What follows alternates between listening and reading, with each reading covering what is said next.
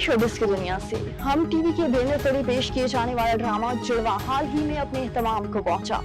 ये ड्रामा न सिर्फ रेटिंग्स के मैदान में कामयाब रहा बल्कि उसने नाजरीन को जज्बाती तौर पर भी अपने सहर में जकड़ लिया।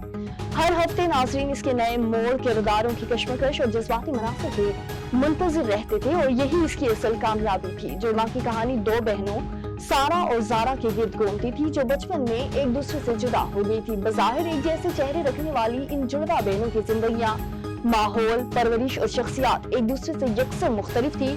सारा एक नरम मजाज, खौफजदा और मुहतात लड़की के तौर पर दिखाई गई थी, जबकि सारा एक बदमाश और हुनरमंद लड़की दिखाई जाती थी। अदाकारा आयजा खान ने सोशल मीडिया के गलत इस्तेमाल और इसके मुमकिन नुकसानात पर तशवीश का इजहार किया है। आयजा खान ने सार्फिन को खबरदार किया कि निजी मामलात जैसे घर का पता, गाड़ी का नंबर, रोजमर्रा मकामात और बच्चों की तफसीलात सोशल मीडिया पर शेयर ना करें क्योंकि ये महफूज नहीं है।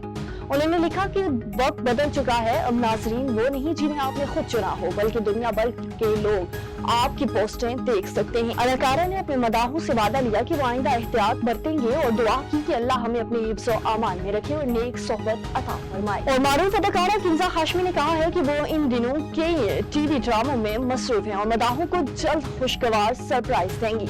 अदाकारा किंजा हाशमी ने मीडिया से गुफ्तगू करते हुए कहा कि फिल्म इंडस्ट्री का सुनहरी दौर अभी दूर है, उसकी मुकम्मल बहाली में हासिल वक्त लगेगा।